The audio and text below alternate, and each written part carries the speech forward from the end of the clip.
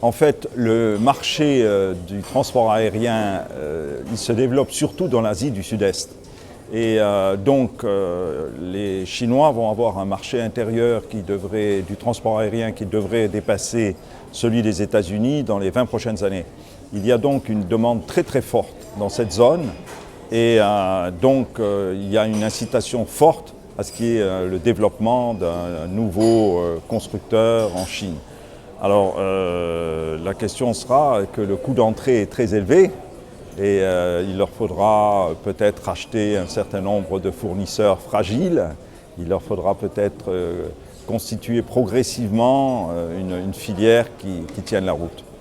Mais c'est une probabilité qui existe. Les Allemands eux-mêmes disent aujourd'hui qu'ils sont préoccupés par le développement de la recherche et le développement dans le domaine aéronautique en France. En fait, ce qui se passe, c'est qu'en France, elle est relativement fragmentée. Et en Allemagne, il y a un effort important qui a été fait de la part des pouvoirs publics qui se maintient sur le long terme. Et donc, c'est vrai qu'on est passé d'une situation où les Français dominaient en matière de recherche et développement aéronautique à une situation aujourd'hui où c'est à peu près au même niveau, et même les Allemands, pour certains, aujourd'hui, ont une place plus importante, donnent une place plus importante à la recherche et développement que les Français.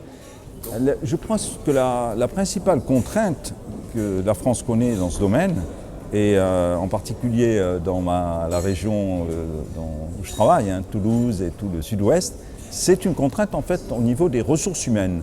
C'est-à-dire on a de bons ingénieurs, on a de bons techniciens, mais le problème c'est aussi qu'il faut des chaudronniers, et là il y a déjà aujourd'hui une contrainte importante au niveau des ressources humaines.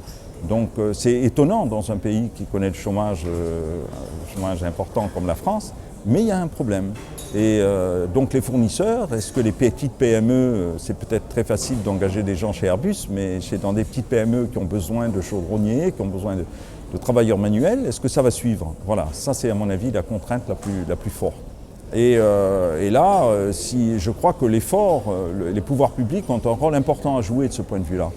Il y a par exemple un lycée Airbus à Toulouse qui a joué un rôle important finalement parce qu'il préparait des gens très très bien pour Airbus. Ce qu'il faut aujourd'hui, c'est que les pouvoirs publics accompagnent finalement l'effort de formation qui va être nécessaire pour que les entreprises trouvent aujourd'hui les gens dont elles ont besoin. Moi j'ai entendu récemment dans le sud-ouest, on m'a dit on a été chercher un certain nombre de travailleurs en Pologne ou en Espagne dans l'aéronautique.